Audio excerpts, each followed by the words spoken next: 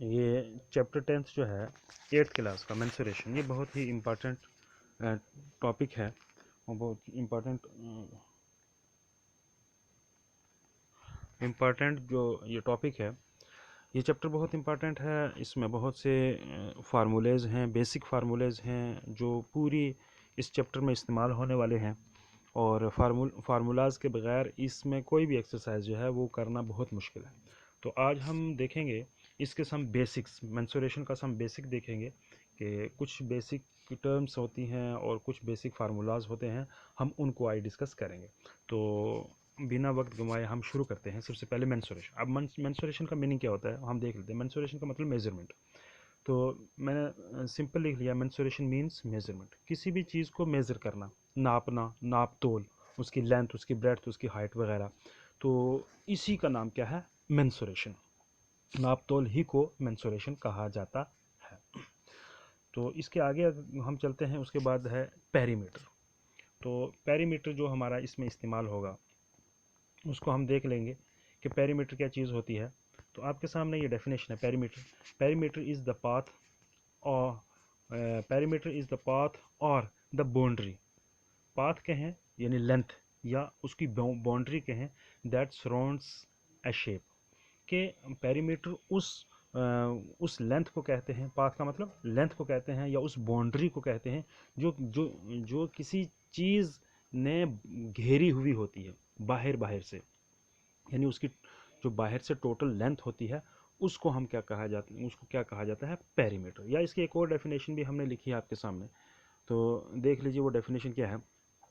Definition है, और perimeter is the total length of the out line of A shape.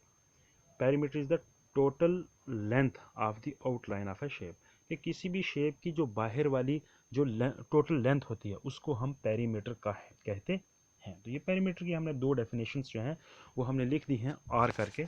इनमें से जो अच्छी लगे, जो आसान लगे, वो आप जो है वो चूज़ कर सकते हैं। देखिए, तो सिंपल इसका फंडा क्या होता है, सिंपल इसका बेसिक पेरीमीटर का क्या होता है कि किसी भी शेप की जो बाहर वाली टोटल लेंथ होती है उसको पेरीमीटर कहा जाता है। जैसे आपके सामने एक फिगर है, इसकी 5 सेंटीमीटर, 10 सेंटीमीटर, 5 सेंटीमीटर, 10 सेंटीमीटर, ये इसकी लेंथ और ब्रेड्थ है। अब सिंपल इसका अगर हम पेरीमीटर निकालेंगे तो पेरीमीटर निकालने के लिए sum of total length of sum of all side, total length of sum of length, क्या है ये? एक्चुअली है length of sum of all side is equal to 5 centimetre, 10 centimetre, 5 centimetre, 10 centimetre. अब इन चारों को प्लस किए तो कितना आया? 30 सेंटीमीटर। यानी इसकी जो बाउंड्री है, अगर हम इसकी बाउंड्री, टोटल बाउंड्री की लेंथ देखें तो वो कितनी आएगी? 30 सेंटीमीटर।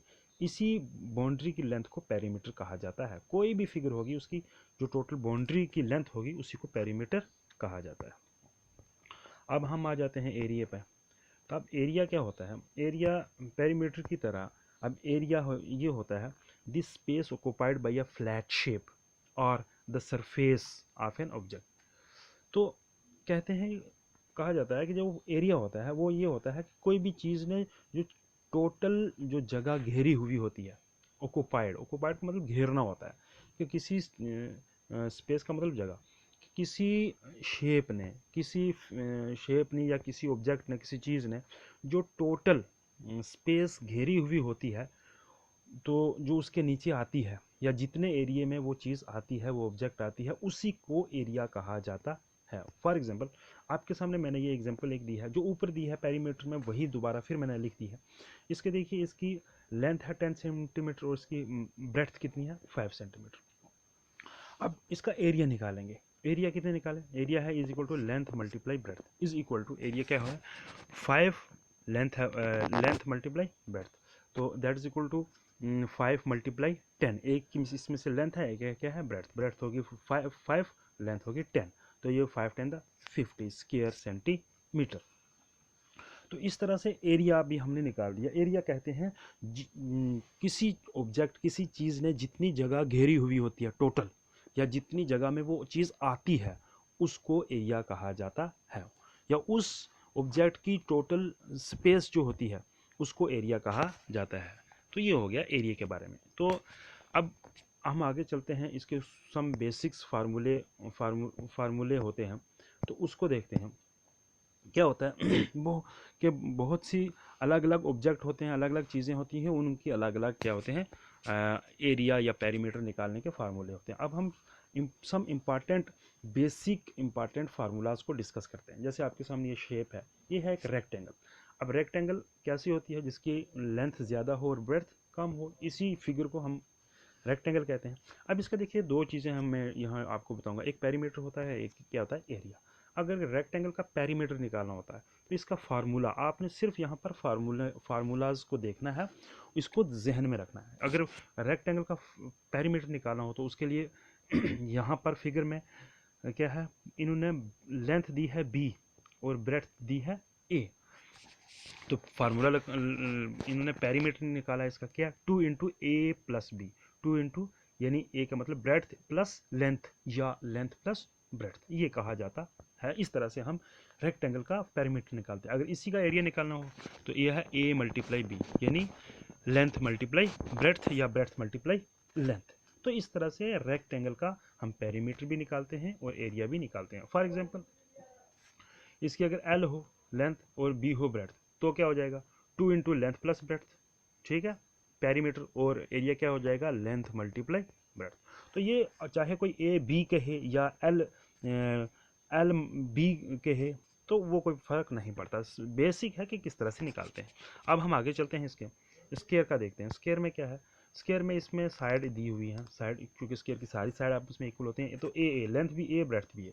पेरीमीटर क्या होता है 4A, यानी 4 × ए का मतलब यहाँ पर साइड होता है 4A, और इसका एरिया की क्या होता है ए स्केयर, यानी साइड का स्केयर। तो इस तरह से हमने क्या कर दिया कि स्केयर का पेरीमीटर भी निकाल दिया और स्केयर का एरिया भी हमें एरिया भी पता चल गया। यानी इसकी फार्मूलेज हैं।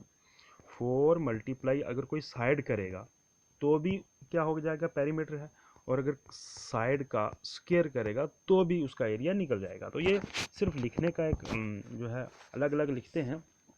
कोई साइड साइड मल्टीप्लाई साइड लिखता है एरिया, कोई 4 × साइड लिखता है पेरीमीटर। तो यहाँ पर जो आपको दिया हुआ है वो क्या है, ए है, पेरीमीटर हो गया 4A और एरिया हो गया ए स्केयर। अब हम आगे चलते हैं, कुछ और हमारे पास फिगर्स हैं, ऑब्जेक्ट्स हैं, फिगर्स हैं, उसका हम फार्मूला देखते हैं, पेरीमीटर देखते हैं। तो थर्ड नंबर पर जो हम डिस्कस कर रहे हैं वो है ट्रायंगल। अगर हमारे पास एक ट्रायंगल है, उसकी जो है ये है, नीचे क्या है ब्रेड्थ बी, हाइट h, और एक साइड ए है और दूसरी साइड यानी एक साइड ए है, एक सी है और एक बी है। तो इसका अगर हम पेरीमीटर निकालेंगे तो a + b + c, यानी सम ऑफ ऑल साइड्स। और अगर एरिया निकालेंगे इस तरह की ट्राइंगल का तो 1/2 बेस मल्टीप्लाई हाइट। बस फार्मूले आपने याद रखने हैं, इसी तरह से नोटबुक पर लिख देने हैं। और जहाँ पर ट्राइंगल का पेरीमीटर पूछेंगे तो ये फार्मूला लगा देना, पेरीमीटर का एरिया का पूछेंगे तो ये फार्मूला लगा देना। आगे देखते हैं पैरेललोग्राम। अब पैरेललोग्राम का देख लीजिए, पैरेललोग्राम का कैसे है। पैरेललोग्राम है का है आपके सामने इसकी इन्होंने लेंथ दी है ए और इसकी ब्रेड्थ कितनी दी है, ब्रेड्थ दी है बी और हाइट दी है एच। इसका पेरीमीटर 2 × A + B, यानी लेंथ प्लस ब्रेड्थ हो गया पेरीमीटर। एरिया है A × H, पैरेललोग्राम का लेंथ मल्टीप्लाई हाइट। तो ये इसका हो गया एरिया। अब हम आगे देखें, एक रोम्बस है हमारे पास। अब रोम्बस है, रोम्बस में डायगोनल होते हैं, डायगोनल के हिसाब से हम इसको क्या करते हैं कि इसका जो है एरिया निकालते हैं। और इसका जो साइड है वो क्या है ए, साइड कितनी है ए सेंटीमीटर। अब अगर पेरीमीटर निकालेंगे तो स्केयर की तरह इसका भी पेरीमीटर 4 × A आएगा, यानी 4 × साइड लिखे कोई या 4 × A लिखे, तो ये हो गया इसका क्या के पेरीमीटर। लेकिन एरिया के लिए क्या है, इसके दो डायगोनल होते हैं, एक का नाम D1 रखा गया है और एक का नाम D2 आपके सामने। तो फार्मूला जो एरिया के लिए आता है वो होता है 1/2 D1 × D2, यानी first diagonal multiply second diagonal. बस अब आगे चलते हैं हम ट्रेपेजियम पर। तो आगे आपके पास ट्रेपेजियम है, तो ट्रेपेजियम में जो है एक साइड ए है, एक साइड बी है और हाइट इसकी कितनी है h। अब ट्रेपेजियम का अगर हम पेरीमीटर निकालेंगे तो उसका है सम ऑफ ऑल साइड्स। और अगर इसका ट्रेपेजियम का एरिया निकालेंगे तो 1/2 A + B, यानी A + B × एच। ठीक है, तो ये है इसका एरिया निकालने के बाद। अब इक्विलेटरल ट्रायंगल की तरफ चलते हैं। तो इक्विलेटरल ट्रायंगल में सारी साइडें आपस में इक्वल होती हैं, तो इसका अगर हम पेरीमीटर निकालेंगे तो 3a या 3 मल्टीप्लाई साइड कहे कोई, या 3 मल्टीप्लाई ए, जिस तरह से यहाँ पर लिखा गया। अगर इक्विलेटरल ट्रायंगल का एरिया निकालना हो तो वो क्या होता है, √3/4 और ए स्क्वायर, और नीचे लिखा है ए का मतलब क्या है यहाँ पर, साइड स्क्वायर। अब यहाँ पर लास्ट का हम डिस्कस करते हैं सर्कल का। अगर हमारे पास कोई सर्कल आ जाए और उसका रेडियस हो r, उसका पेरीमीटर निकालने के लिए हमें क्या कौन सा फार्मूला लगाना पड़ेगा, 2πr। और अगर उसका हमने एरिया निकालना है तो वह है πr²। तो यहाँ पर r से हम क्या समझेंगे, r का मतलब रेडियस। तो ये कुछ बेसिक्स फार्मूले थे, और भी इस तरह के बहुत से फार्मूले हैं, लेकिन हमने सिर्फ ये जो है 7-8 फार्मूले इस्तेमाल किए हैं। आप इन फार्मूलाज को सिंपल अपनी नोटबुक पर लिख लेंगे और याद कर लेंगे। जहाँ पर जो पूछा कॉपी खोली, वहाँ से देखा तो लगा लिया। तो इसके अलावा जो नए फार्मूले आएंगे वो भी हम बताते जाएंगे और आगे ऐड करते जाएंगे।